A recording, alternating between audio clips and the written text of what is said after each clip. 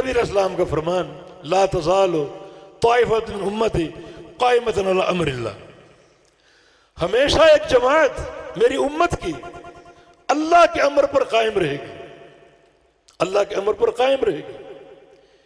یہ خبر آپ نے کیوں دی؟ اس خبر کا مقصد کیا ہے؟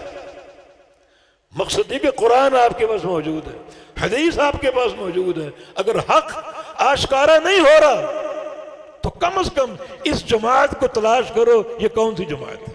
میری امت کی ایک جماعت اللہ کے امر پر ہمیشہ قائم رہے گی، کوئی دور ان کے وجود سے خالی نہیں ہوگا اور کوئی علاقہ ان کے وجود سے خالی نہیں ہوگا، ہر مقام پر ہوں گے، ہر دور میں ہوں گے، تھوڑے ہوں زیادہ ہوں، تعداد کی بات نہیں، دلیل کی بات۔ حق تعداد سے آشکارا نہیں ہوتا، حق دلیل سے بنتا ہے۔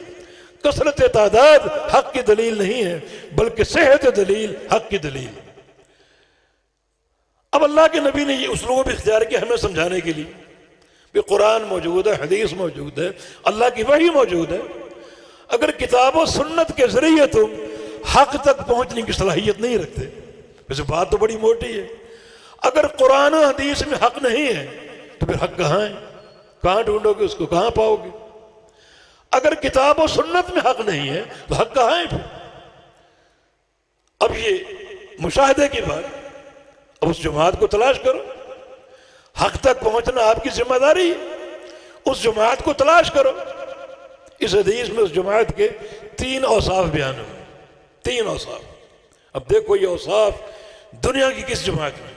پہلا بس قائمۃ علی امر اللہ، وہ جماعت قائم ہوگی اللہ کے امر پر، قرآن و حدیث پر، کتاب و سنت پر، کسی کے فقہی قول پر نہیں، کسی مسلک پر نہیں، کسی شخصیت پر نہیں، بلکہ وہ جماعت قائم ہوگی اللہ کے امر پر، کتاب و سنت پر، قرآن و حدیث پر۔ یہ کتاب و سنت اللہ کا امر ہے، اللہ کے رسول کا امر ہے۔ ترکت فیکم امرین، 2 امر چھوڑ کر جا رہا ہوں، کتاب اللہ اور سنت رسول اللہ، یہ اللہ کا امر ہے۔ ڈھونڈو یہ جماعت کون سی؟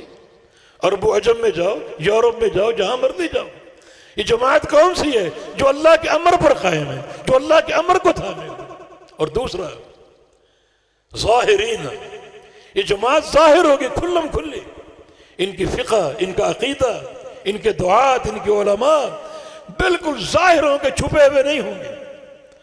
باقی ہر گروہ میں باطنیت ہے، ہر جماعت کے لوگ اپنے مسائل کو چھپاتے ہیں، بعض فقہی مسائل اتنے گندے ہیں کہ اس فقہ کے لوگ بھی ان مسائل کو کھولنا نہیں چاہتے، ان کو چھپا کر رکھتے۔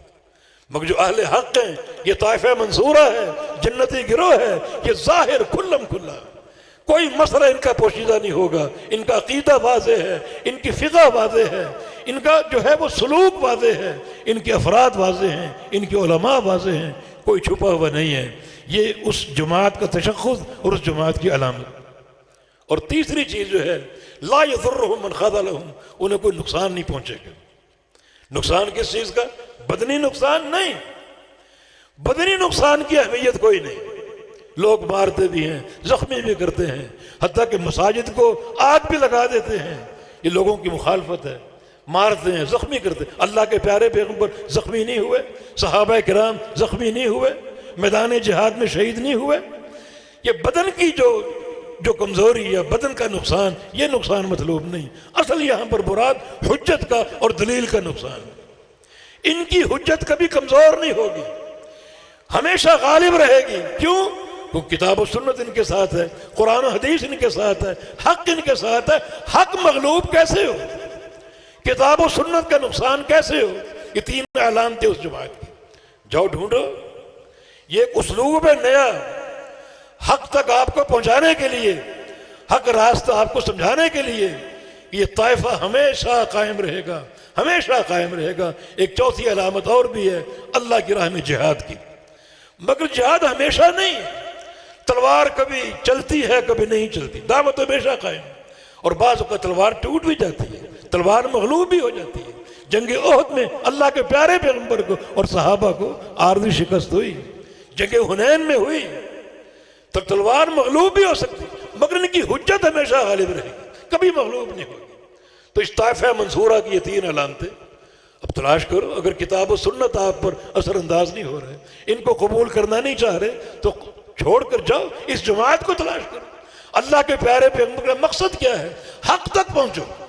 یہ جماعت، اس کا وجود قیامت تک رہے گا، تلاش کرو کہاں ہیں یہ ان اوصاف کی حامل جماعت۔ اور انشاءاللہ تعالی آپ جب بھی ڈھونڈیں گے، جتنا ڈھونڈیں گے، جو منزل پر آپ کو ایک ہی جماعت نظر آئے گی، اور وہ جماعت اہل حدیث ہے، اللہ کے امر پر قائم، کتاب و سنت پر قائم، ان کی دعوت کھلم کھلا اور واضح، کوئی چیز مخفی نہیں، کوئی چیز پوشیدہ نہیں، اور ان کی حجت اور دلیل مضبوط ترین، کوئی ان پر غالب نہیں آ سکتا۔ امام شافعی رحمہ اللہ کا قول ہے، من طلب الحدیث فقط قویت حجتہ، جو حدیث کا طالب ہوتا ہے اس کی حجت ہمیشہ مضبوط ہوتی ہے۔ امیر المومنین عمر بن خطاب کا قول ہے کہ عہد الہوا عہد الاہوا، یہ خواہشات پرست لوگ آپ کے پاس آئیں گے، جھگڑیں گے آپ سے، قرآن کی آیتیں پڑھ کے، اپنی مرضی کی تفسیریں کر کے، فخذوہم بالسنہ، تم ان کو پکڑنا اللہ کے پیغمبر کی سنت کے ذریعے۔ سنت نے ان کو تھکا دیا، ان کو عاجز کر دیا ہے۔ یہ قرآن کی آیتیں پڑھیں گے، مرضی کی تفسیریں کر کے آپ سے جھگڑیں گے، تو ان کا مقابلہ اللہ کے نبی کی سنت سے کرنا، اللہ کے نبی کی حدیث سے کرنا۔ حدیث کے میدان میں وہ عاجز ہیں، مفلس ہے اور یتیم۔